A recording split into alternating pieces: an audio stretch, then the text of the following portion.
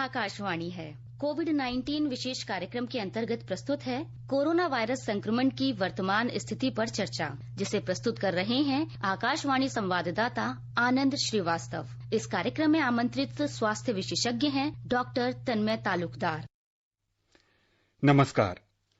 Corona एक ऐसी चुनौती जिससे पार पाने के लिए भारत सहित पूरी दुनिया में दिन रात प्रयास हो रहे हैं, लेकिन अब तक सिर्फ सावधानी ही बचाव है। जीवन पथ पर उम्मीद का दामन थामकर बुलंद हौसले के साथ मंजिल की ओर कदम बढ़ाने के दौरान हमें अब कोविड-19 का भी ध्यान रखना होगा। सफलता और असफलता के बीच ये भी महत्वपूर्ण हो गया है कि हम खुद को कोरोना से बचा पाने में कितना सफल हो पाते हैं। सड़कों, कार्यालयों और बाजार में लोगों की बड़ी तादाद देखकर ऐसा लगता है कि मुश्किलें बढ़ गई हैं, लेकिन सरकारी दिशा निर्देशों का पालन कर हम खुद को बहुत हद तक संक्रमण से बचा सकते हैं। आप कोविड-19 के बारे में सतर्क रहें, स्वस्थ रहें, जागरूक रहें। इसीलिए आकाशवाणी पर हम लेकर आते हैं ये खास कार्यक्रम। आज के इस कार्यक्रम में हमारे साथ हैं लेडी हार्डिंग मेडिकल कॉलेज के डॉक्टर तन्मय तालुकदार। डॉक्टर, आपका बहुत बहुत स्वागत है। नमस्कार। आपके श्रोताओं को भी मेरा बहुत बड़ा नमस्कार। इससे पहले कि डॉक्टर तन्मय से आज की परिचर्चा शुरू करें, अपने श्रोताओं को बता देना चाहते हैं कि अगर वो भी इस कार्यक्रम से जुड़ना चाहते हैं तो वो हमारे स्टूडियो में फोन कर सकते हैं। हमारा टोल फ्री नंबर है 1800115767। हमारा एक और नंबर है 01123314444। डॉक्टर तन्मय, सबसे पहले आपसे ये समझने की कोशिश करेंगे कि आज दुनिया के अलग अलग हिस्सों से कुछ रिपोर्ट्स आई कोविड-19 को लेकर। इटली ने दावा किया कि 2 महीने पहले जो वायरस जितना मजबूत था, संक्रमण का स्तर बहुत ज्यादा था, अब जो वहां रोगी आ रहे हैं उसमें वायरस का प्रभाव थोड़ा कम नजर आ रहा है। सबसे पहले तो इस पर आप क्या कहेंगे? देखिए, हर वायरस की ये खासियत रहती है कि वो उसकी जीन्स में धीरे धीरे बदलाव होते रहते हैं समय के साथ, जिसे हमारी भाषा में म्यूटेशन बोलते हैं। तो ये छोटे छोटे म्यूटेशन हर वायरस को समय के साथ थोड़ा कमजोर बनाती रहती है। म्यूटेशन से कई बार वायरस की ताकत बढ़ भी सकती है, परंतु आमतौर पर ये देखा गया है कि ये म्यूटेशन के साथ साथ वायरस कमजोर पड़ता जाता है और समाज में भी इम्यूनिटी बढ़ती जाती है। इम्यूनिटी अर्थात बीमारी से लड़ने की ताकत भी बढ़ती जाती है जैसे जैसे ये नोवल नहीं रहता है। आपको अगर नाम याद हो, जिसे हम बोलते हैं नोवल कोरोना वायरस, यानी बिल्कुल नया। अब समय के साथ जैसे वायरसेस हमारे समाज में और लोगों में फैलता रहता है तो वो नोवल नहीं रहता, तो लोगों में इम्यूनिटी भी डेवलप होती है और वायरस भी समय के साथ म्यूटेशन से अपनी ताकत खोने लगती है। तो इसमें कोई हैरानी की बात नहीं है कि कुछ देशों में उसके अलग अलग स्ट्रेन जैसे कोरोना वायरस के हैं, कहीं अगर वो कमजोर पड़ भी रहा हो तो उसमें हैरानी की बात नहीं। तो जैसा आप कह रहे हैं कि धीरे धीरे रोग प्रतिरोधक क्षमता लोगों की इतनी बढ़ जाती है कि असर कम होने लगता है, तो क्या एसिम्प्टोमेटिक जो मरीज हैं जिनमें लक्षण नहीं दिख रहे हैं, और पिछले दिनों ये भी खबर आई कि चीन के वुहान से, जहां से कोरोना वायरस की शुरुआत हुई, वहां लगभग 1 करोड़ लोगों का परीक्षण किया गया, उसमें 300 मरीज ऐसे पाए गए जिसमें कोई लक्षण नहीं थे। भारत में भी पिछले कुछ दिनों से ऐसी रिपोर्ट आ रही हैं कि बहुत सारे जगहों पर एसिम्प्टोमेटिक मरीज मिल रहे हैं। डॉक्टर तन्मय, यहाँ एक बहुत बड़ा सवाल ये उठता है कि एसिम्प्टोमेटिक मरीज से दूसरों का जो संक्रमण होने का खतरा है वो भी एक तरफ ज्यादा है। अगर एसिम्प्टोमेटिक मरीज ठीक हो जाता है तो उसकी एंटीबॉडी कितने दिन तक काम करती है जिससे कि उसको दोबारा खतरा नहीं होता है? देखिए, ऐसा है, इस बीमारी की खासियत और कुछ हद तक डरावनी बात ये जरूर है कि अधिकतर लोग एसिम्प्टोमेटिक या माइल्ड सिम्प्टोमेटिक होते हैं, अर्थात उनको लक्षण बहुत कम होते हैं। परंतु इसमें परेशानी ये है, लक्षण तो बहुत कम होते हैं लेकिन बीमारी फैलाने की, एक से दूसरे तक फैलाने की क्षमता उनमें फिर भी बरकरार होती है। हालांकि दूसरों से थोड़ी कम होगी क्योंकि ये लोग खांसेंगे छींकेंगे कम, लेकिन एक से दूसरे तक ये बीमारी फैलाने की क्षमता उनमें होती है और इसीलिए ये खतरा रहता है। और काफी majority, large number of patients जो होते हैं कोविड के, वो एसिम्प्टोमेटिक कैरियर्स जिसे हम लोग कहते हैं। तो ये लोग जो है ये कम्युनिटी में बीमारी को फैलाना काफी हद तक इन्हीं एसिम्प्टोमेटिक कैरियर से होता है। और इसीलिए इसका एक सबसे सहज और सरल इलाज है मास्क पहनना, क्योंकि अगर हम एसिम्प्टोमेटिक कैरियर हैं भी और अपने मुंह को अगर हमने ढक के रखा है तो ड्रॉपलेट्स वहीं अटक जाएगा। तो अगर हम अनजाने में हम अगर कोविड के मरीज हैं, हमारी सामाजिक जिम्मेदारी अब ये बन जाती है कि हम सदैव मास्क पहने रहें, भीड़ भाड़ वाले इलाके में या घर से बाहर जाएं तो। जी बिल्कुल। कोविड को भारत में आए काफी लंबा समय हो गया डॉक्टर तन्मय, और आप भी पिछले कुछ समय से कोविड-19 के मरीजों का इलाज कर रहे हैं। आपका व्यक्तिगत अनुभव या आपका व्यक्तिगत शोध क्या कहता है, इससे जो लोग की मौत हो रही है उनमें किसका प्रतिशत ज्यादा है, बुजुर्गों का, बच्चों का, या फिर गंभीर बीमारियों से परेशान लोगों का?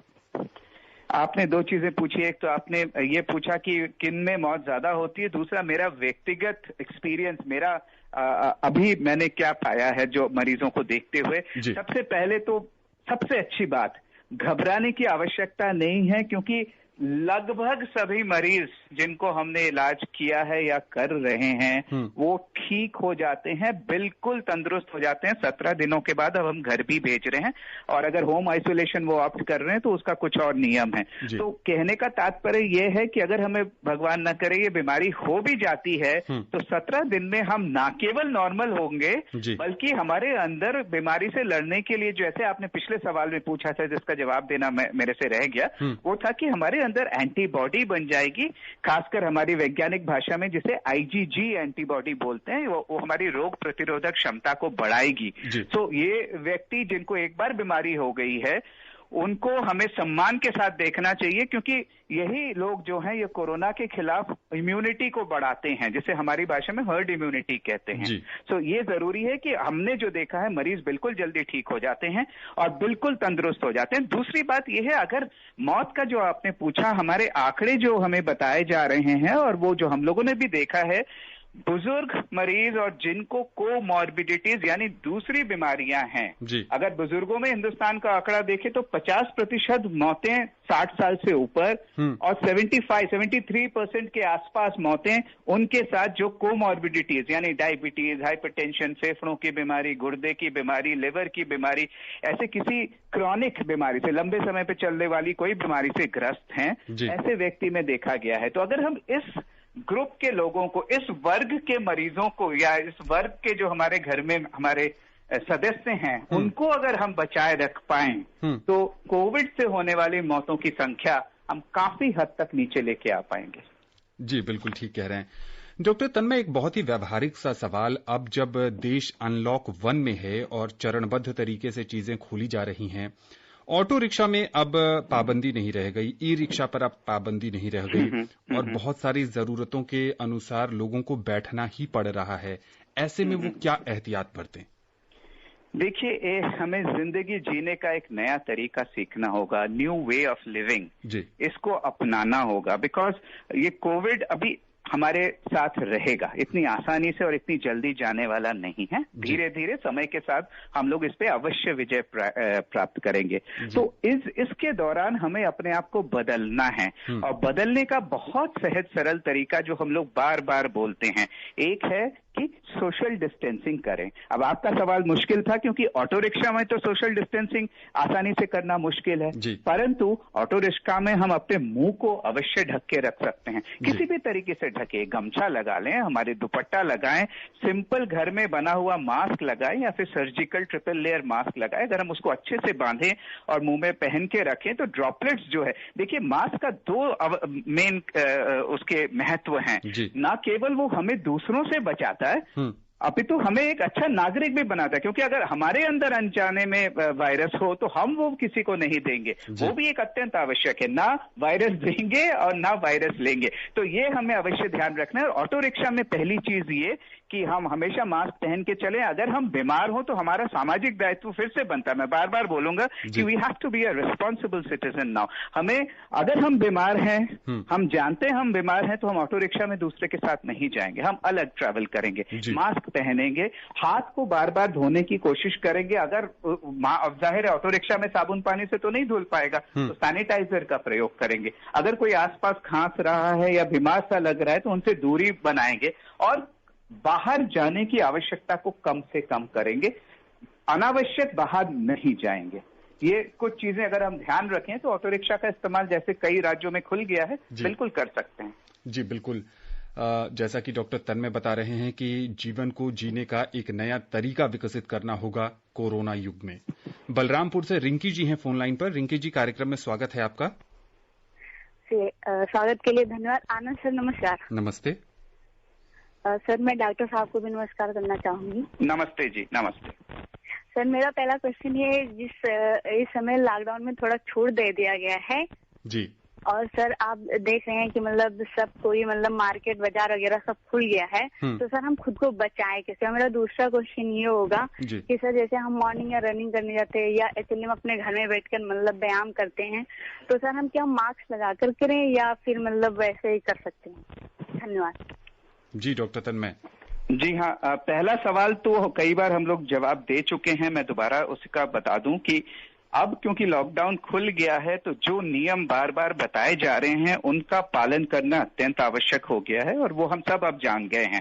सामाजिक दूरी या डिस्टेंसिंग मेंटेन करना, कम से कम जैसे प्रधानमंत्री जी ने बोला है 2 गज की दूरी है बहुत जरूरी, तो हमारे लिए अत्यंत आवश्यक है ये दूरी मेंटेन करना। दूसरा, मुंह को ढक के रखना, जिसके भी तरीके बताए जा चुके हैं। और अब तो महंगे महंगे मास्क लेने की कोई आवश्यकता नहीं है। साधारण as a form of hygiene अगर हम मुंह को किसी कपड़े से भी ढक लें वो भी काफी हद तक हमारा रक्षा करेगा। और तीसरी चीज, रेस्पिरेटरी हाइजीन या रेस्पिरेटरी एटिकेट करना, वो सब हमें अब बदलना है। पुराना सिस्टम कि मुंह खोला और यहाँ कहीं थूक दिया वहां कहीं थूक दिया, नहीं जी, अब ये बिल्कुल नहीं चलेगा। या बगैर कुछ प्रोटेक्शन लगाए छींक दिया या खांस दिया, खांसने का सही तरीका भी अब काफी लोग जान गए हैं। मेरे को पूरी उम्मीद है सभी लोग जान गए होंगे कि या तो कोहनी में खांसे या अलग टिश्यू में खांसे, और उसको जो टिश्यू पेपर है उसको अच्छे से डिस्कार्ड करें और फिर हाथ को साफ करें। तो ये रेस्पिरेटरी हाइजीन जिसे कहते हैं हम लोग, सोशल डिस्टेंसिंग, मास्क लगाना, इन सब का अब समय आ गया कि हम ध्यान रखें। और इधर उधर थूकना तो बिल्कुल नहीं। ये मैं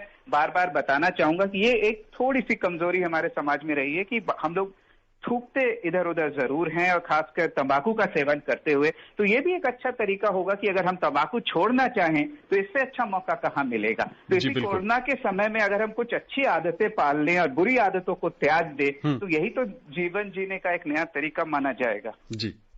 इनका दूसरा सवाल था कि सुबह अगर वो सैर के दौरान दौड़ रही हैं या घर पे व्यायाम कर रही हैं तो क्या मास्क पहने या नहीं पहने? जी, बहुत अच्छा सवाल है। देखिए, घर के अंदर बिल्कुल आप निश्चिंत रहें, आपको मास्क पहनने की जरूरत नहीं है। अगर आप बीमार नहीं हैं और या फिर घर के अंदर कोई दूसरा आदमी बीमार नहीं है तो आप आराम से आप अपने कमरे में आराम से व्यायाम कर सकते हैं। दूसरी चीज, अगर आप बाहर एक्सरसाइज कर रहे हैं खुले में, आसपास कोई और नहीं है, सोशल डिस्टेंसिंग मेंटेन कर रहे हैं, तो बगैर मास्क के भी आप एक्सरसाइज कर सकते हैं। लेकिन अगर आप श्योर नहीं है कि नहीं लोग आ जाएंगे तो मास्क पहन के करना उचित रहेगा। परंतु एक समस्या अवश्य आएगी कि मास्क पहन के दौड़ना, जॉगिंग करना थोड़ी कठिन जरूर होगा। तीसरी बात मैं ये बताना चाहूंगा, अभी भीड़ भाड़ वाला जो व्यायाम का जो सिस्टम है जिसे हम लोग जिम बोलते हैं, जहां क्राउडिंग हो सकती है, जहां फोमाइट से बीमारी फैल सकती है, ऐसी जगहों को जहां तक संभव हो हम अवॉइड करें, या फिर जाएं तो वही प्रिकॉशंस, हैंड हाइजीन वाले प्रिकॉशंस, मास्क वाले प्रिकॉशंस, वहां ये अत्यंत आवश्यक होगा। जी बिल्कुल। जम्मू कश्मीर के उधमपुर से सिकंदर जी फोन लाइन पर हैं। सिकंदर जी, कार्यक्रम में स्वागत है आपका। जी नमस्ते सर। नमस्ते सर, मेरा पहला क्वेश्चन है कि जैसे हमारे भाई बहन कोई अगर मरीज एक किसी घर से अगर उठा के वहाँ कोविड-19 की जांच के लिए लिया जाता है, तो उसके बाद किसी कारणवश अगर उसकी मौत हो जाती है, उसको कोरोना वायरस पाया जाता है, उसके जो बाकी घर वाले होते हैं, क्या इसकी शिकायत उन्हें भी रहती है? उन्हें भी मतलब ज्यादा एहतियात बरतने की जरूरत तो होती है, लेकिन उनसे कैसे बचा जाए? और दूसरा क्वेश्चन मेरा है कि जो अभी लॉकडाउन 1 चल रहा है, इसमें जो छोटी गाड़ियां हैं हमारी, जैसे मोटरसाइकिल है, ऑटो है या छोटी वैन वगैरह कोई गाड़ियां हैं, इनमें जो लोग मतलब पास पास ही बैठ सकते हैं, अभी इतनी दूर बैठने की जगह तो होती नहीं इसमें, तो इनको किस तरह का एहतियात बरतना चाहिए ताकि इस बीमारी से अभी पूरी तरह छुटकारा तो हमें नहीं मिला है, लेकिन फिर भी हम सोशल डिस्टेंसिंग का पालन। सिकंदर जी के दूसरे सवाल का जवाब इस कार्यक्रम में डॉक्टर तन्मय दे चुके हैं। पहले सवाल के बारे में डॉक्टर तन्मय बताएं कि अगर किसी रिश्तेदार को कोविड-19 का वायरस संक्रमित करता है और उसके बाद उसकी मौत हो जाती है तो परिवार को कितना खतरा होता है? देखिए, खतरा मौत के साथ इतना संबंध नहीं है, लेकिन मैं इस जवाब को 2 पार्ट्स में करना चाहूंगा। मौत के बाद किस तरह बॉडी को हमें रेस्पेक्टफुली हैंडल करना है, उसके गाइडलाइंस हर राज्य ने अलग अलग बनाया है। थोड़े थोड़े फर्क हैं, लेकिन जाहिर है कि बॉडी को प्रोसेस करके सोडियम हाइपोक्लोराइड से पैक करके सीधा जहां पे क्रिमेशन है, यहाँ पे जहां बरियल ग्राउंड है, वहां ले जाया जाता है। फैमिली मेंबर्स बॉडी को देख सकते हैं, परंतु छूना नहीं चाहिए, छूना मना है। सभी धार्मिक रीति रिवाज हो सकते हैं, लेकिन छूना अलाउड नहीं है। चेहरे को जरूर देखा जा सकता है। ये थोड़े थोड़े भिन्न हैं अलग अलग राज्यों में, परंतु इनका सवाल ये था कि खतरा कितना है। देखिए, हमें ये मानना होगा कि खतरा जो है वो जीवित व्यक्ति से ज्यादा है।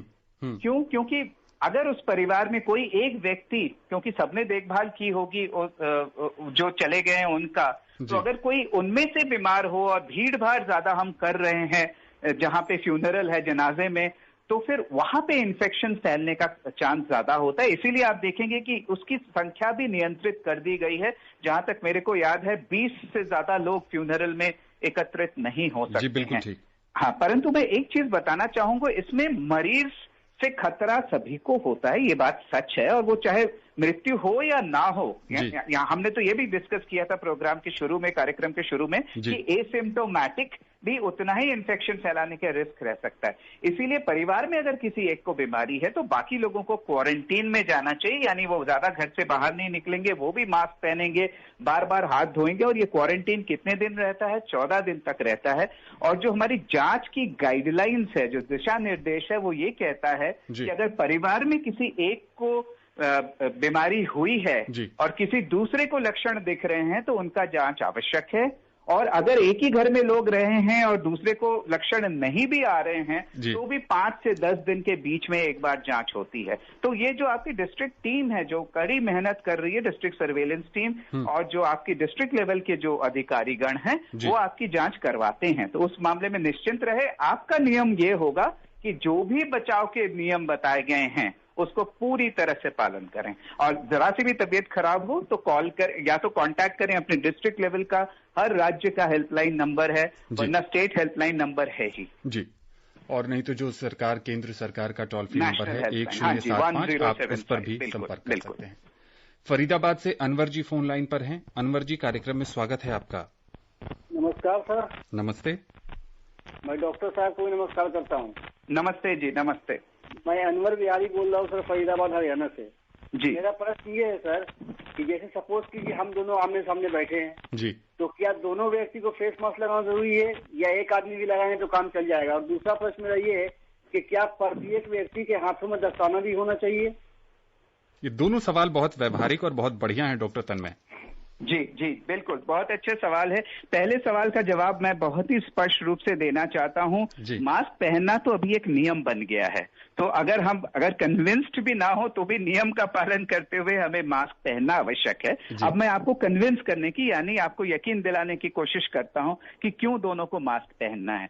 देखिए, अगर मास्क हम ठीक से पहनेंगे तो जो भी हमारे मुंह में कीटाणु ड्रॉपलेट्स बन रहे हैं, छोटे छोटे कण होते हैं, उसको मास्क अच्छे से रोक लेता है। एक बार मास्क से बाहर आ गया और हवा में उड़ने लगा तो साथ वाला उसको इनहेल करके उसमें रिस्क बढ़ जाता है। तो मान लीजिए एक आदमी ने जरा सी भी मास्क पहनने में गलती की हो तो फिर, और एक ने नहीं मास्क पहना हो, तो खतरा जाहिर है बना रहेगा। अगर दोनों मास्क अच्छे से पहने होंगे या एक ने थोड़ा गड़बड़ भी किया होगा, थोड़ा सा नाक से नीचे या साइड से ढीला, तो भी प्रोटेक्शन बना रहेगा। इसीलिए नियम का ही पालन करना ही नहीं, बल्कि इसमें लॉजिक है, साइंटिफिक कारण है कि हर कोई मास्क पहने। दूसरी चीज, अगर हम मास्क नहीं पहनेंगे तो हमारे मुंह से निकलने वाले जो ड्रॉपलेट्स हैं, वो, जैसे आप ये शायद किसी गाड़ी की बात कर रहे थे कि आमने सामने बैठे हैं या घर में आमने सामने बैठे हैं, तो मेज पे गिर जाएगी, प्लेट पे गिर जाएगी, टेबल पे, दराज में, कहीं पे भी गिरेगी। और दूसरा आदमी मास्क पहनने के बावजूद भी अगर उसे छुएगा और बाद में किसी कारण से आंख में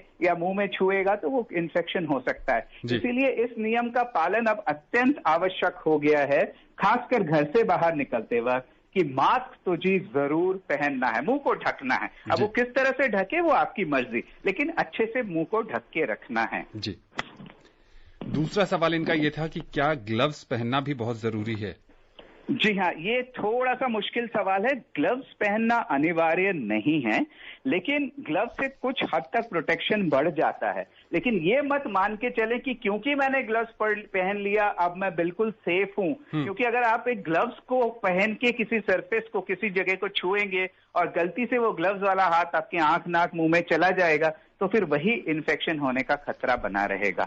मास्क अत्यंत अनिवार्य है, ग्लव्स ऑप्शनल है, और ग्लव्स पहनने के बाद भी आप ग्लव्स को भी बार बार अपने हाथों को सैनिटाइज कर सकते हैं। ये मत समझें कि अगर ग्लव्स मैंने पहना हुआ है तो और मैं बाहर घूम रहा हूं और हाथ सैनिटाइज नहीं करूंगा, जी नहीं, ग्लव्स के ऊपर भी सैनिटाइज किया जा सकता है। जी बिल्कुल ठीक। बाड़मेर से त्रिलोक राम जी फोन लाइन पर हैं। त्रिलोक जी, कार्यक्रम में स्वागत है आपका। प्रणाम जी, नमस्ते। नमस्ते। मैं ये कि अगर कोरोना ठीक हो गए उसके जान करना है, और से अगर कोई कोरोना व्यक्ति की जान चली जाती है वो क्या दान है? कुछ तकनीकी कारणों से उनकी आवाज नहीं आ रही है। त्रिलोक जी, एक बार फिर से आप अपना प्रश्न दोहराएंगे? हाँ जी बिल्कुल। अगर कोई कोरोना व्यक्ति ठीक होता है और घर चला जाता है, कितने दिन बाद वो रक्तदान कर सकता है क्या? और दूसरा क्वेश्चन से, किसी कोरोना वायरस की मृत्यु होती है व्यक्ति की, वो कितने दिन बाद अपनी अस्थियां दान कर सकता है क्या? डॉक्टर तन्मय, जो पहला सवाल इनका ये है कि अगर किसी को कोरोना संक्रमण होता है तो वो ठीक होने के कितने दिन के बाद रक्तदान करने योग्य हो सकता है? जी हाँ, ये थोड़ा सा मुश्किल प्रश्न है। इसके लिए मैं इन्हें सजेस्ट करूंगा कि थोड़ा सा इंतजार कर लें। इसके गाइडलाइंस बन रहे हैं, परंतु मैं ये बताना चाहूंगा रक्तदान करना बहुत अच्छा एक हैबिट है और उसको किसी भी हाल में ना छोड़ें। दूसरी चीज ये है कि कोरोना का मरीज 17 दिन के बाद बिल्कुल ठीक माना जाता है। तो अगर आपके 17 डेज हो गए हैं तो अगर आप माइल्ड हैं, अगर बड़ी बीमारी कोरोना की हुई है तो उसका अलग नियम है। बड़ी बीमारी के लिए तो जब तक आपके सारे लक्षण ठीक नहीं हो जाते हैं तब तक कोरोना के मरीज माने जाएंगे। परंतु अगर आप माइल्ड या एसिम्प्टोमेटिक कोरोना के मरीज हैं तो 17 दिन के बाद आप बिल्कुल तंदुरुस्त माने जाते हैं। और एक बात और, रक्तदान बहुत अच्छी आदत है तो उसको कभी ना छोड़ें। डॉक्टर तन्मय, इनका दूसरा सवाल इनका ये था कि कोरोना से अगर किसी व्यक्ति की मृत्यु होती है तो क्या उस व्यक्ति का अस्थि विसर्जन करने की अनुमति परिजनों को दी जाती है और वो करना कितना सुरक्षित है? जी हाँ, मैंने जैसे पिछले सवाल में बोला था कि मृतदेह से ज्यादा मृतदेह के आसपास जो उनके परिजन हैं उनसे खतरा ज्यादा है, क्योंकि वो उनकी संभावना ज्यादा होगी उसी वायरस को पकड़ने की। और मृतदेह के बाद अस्थि विसर्जन में कोई असुविधा नहीं है, तो उसकी चिंता ना करें। अलीगढ़ से नवाब सिंह जी हैं फोन लाइन पर। नवाब जी, कार्यक्रम में स्वागत है आपका। हेलो। हाँ नवाब जी, पूछिए, क्या जानना चाहते हैं आप? जैसे सर ये कहा जाता है कि कोरोना का अभी तक कोई इलाज नहीं है, कोई दवा नहीं बनी है जी, तो अब जब आदमी संक्रमित हो जाता है उसका इलाज किस तरह से किया जाता है? डॉक्टर तन्मय ये जानना चाह रहे हैं कि चूंकि कोरोना का कोई इलाज अब तक नहीं है तो संक्रमित व्यक्तियों का इलाज किस पद्धति से और कैसे किया जा रहा है? बहुत अच्छा सवाल है और जाहिर है ये सवाल मन में उठना स्वाभाविक है। देखिए, हमारा जो बॉडी, हमारा शरीर है, एक बहुत ही अत्यंत सुंदर क्रिएशन है और जब भी कोई भी विदेशी सामान हमारी बॉडी में आता है, चाहे वो जीवाणु हो, विषाणु हो या कीटाणु हो, समय के साथ वो उससे लड़ने की आदत डाल लेता है और धीरे धीरे अधिकतर मामलों में हरा भी देता है। इसी को इम्यूनिटी कहते हैं और हम इसी से कोरोना से जीत हासिल करते हैं। और माइल्ड या एसिम्प्टोमेटिक केसेस में जिनको हल्की बीमारी है उनको हम सिम्प्टोमेटिक या सपोर्टिव ट्रीटमेंट देते हैं, यानी खासकर बुखार की दवाई या खांसी की दवाई। और एक चीज हम जरूर ध्यान रखते हैं, अधिकतर मरीजों में जिनमें तबीयत खराब होती है वो ये पाया गया है कि उनकी सांस लेने में क्षमता कम होने लगती है, यानी ऑक्सीजन सैचुरेशन जिसे हमारी टेक्निकल भाषा में बोला जाता है, ऑक्सीजन की मात्रा कम होने लगती है। इसलिए आप देखेंगे ऑक्सीजन का अवेलेबल होना एक बीमार मरीज के लिए अत्यंत आवश्यक होता है कोविड में। तो ये हमें जानना जरूरी है कि ठीक हम अपने आप ही हो जाते हैं, डॉक्टर का काम होता है सपोर्टिव ध्यान रखना और ये ध्यान रखना कि मरीज की तबीयत कहीं खराब तो नहीं हो रही है, फेफड़े कमजोर तो नहीं पड़ रहे हैं, ऑक्सीजन कम तो नहीं हो रहा है, तो उसमें हम ऑक्सीजन दिया जाता है। और बहुत ही कम मात्रा के लोगों में जहां फेफड़े फेल होने लगते हैं वहां पे वेंटिलेटर की आवश्यकता पड़ती है। परंतु बहुत अच्छी बात यह है कि हमारे देश में ऐसे लोगों की संख्या प्रतिशत के मामले में in the percentage terms is very less, बहुत कम है। जी बिल्कुल। राजधानी दिल्ली से योगेंद्र सिंह जी हैं फोन लाइन पर। योगेंद्र जी, कार्यक्रम में स्वागत है आपका। हेलो सर, डॉक्टर नमस्कार। नमस्कार जी। सर मेरी उम्र 85 साल की है। जी बहुत अच्छे। और मैं किडनी पेशेंट हूँ 4 साल से। जी। तो वैसे मैं घर में ही रहता हूँ, बाहर नहीं जाता। मेरे को कोई प्रॉब्लम नहीं है, लेकिन मेरे को और क्या खास एहतियात बरतनी चाहिए? जी डॉक्टर तन्मय। सबसे पहले तो मैं ये बात बताना चाहूंगा कि जस्ट बिकॉज हम बुजुर्ग हैं और भगवान ना करे किसी बुजुर्ग व्यक्ति को कोरोना हो जाता है तो वो ठीक नहीं हो सकते, ये कई लोगों के मन में धारणा आ गई जो बिल्कुल सही नहीं है जी। विश्व भर में कई हजारों लाखों बुजुर्ग व्यक्ति कोरोना से ठीक हुए हैं और बिल्कुल भले चंगे ठीक हुए हैं। पहली चीज तो ये मन में हमें बांध लेना है। परंतु ये बात भी सच है कि बुजुर्गों में ये बीमारी ज्यादा जोर से और तीव्रता से हमला करती है। इसीलिए बाबा जी से मैं ये कहना चाहूंगा, 85 साल है, बहुत बधाई है बाबा। आप अपने घर में ही रहें जहां तक संभव हो। कभी भी कोई काम करवाना हो तो दूसरे घर, बाकी घर के रिश्तेदारों से, पड़ोसियों से या किसी दूसरों की मदद लें। बार बार वो नियम का पालन करें कि मुंह को ढक के रखना है, क्योंकि अगर कोई गलती से घर में वो कीटाणु, विषाणु, वायरस लेके आ जाते हैं तो अगर आप हैंड हाइजीन जिसे हम लोग बोलते हैं उसका ध्यान रखेंगे और मुंह ढक के रखेंगे तो फिर जाहिर है वो वायरस आप तक नहीं पहुंच पाएगा।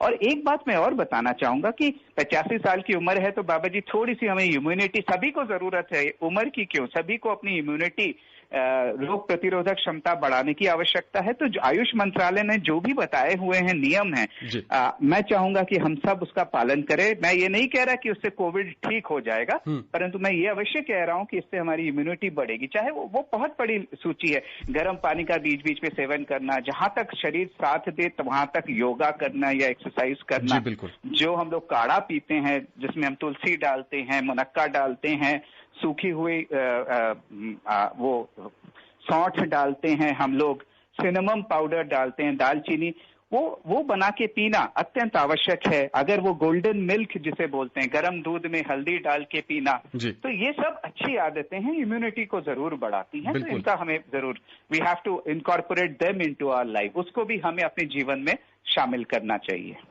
सिरसा से ओम प्रकाश चावला जी हैं। ओम प्रकाश जी, समय बहुत कम है, संक्षेप में आप अपना सवाल पूछिए। हाँ जी सर। हेलो जी, पूछिए। हाँ जी नमस्कार। मैं ये चाहता हूँ कि यदि इन्फेक्शन रेट को कम करने के लिए पेशेंट और पेशेंट का परिवार हाई अलर्ट रहे तो हम इस कोरोना से शीघ्र विजय और भी जल्दी शीघ्र विजय पालेंगे। जी बिल्कुल, ये अपनी ओर से एक सलाह देने की कोशिश कर रहे हैं। डॉक्टर तन्मय, इस पर आप क्या कहेंगे और चलते चलते हमारे श्रोताओं को आप क्या संदेश देंगे?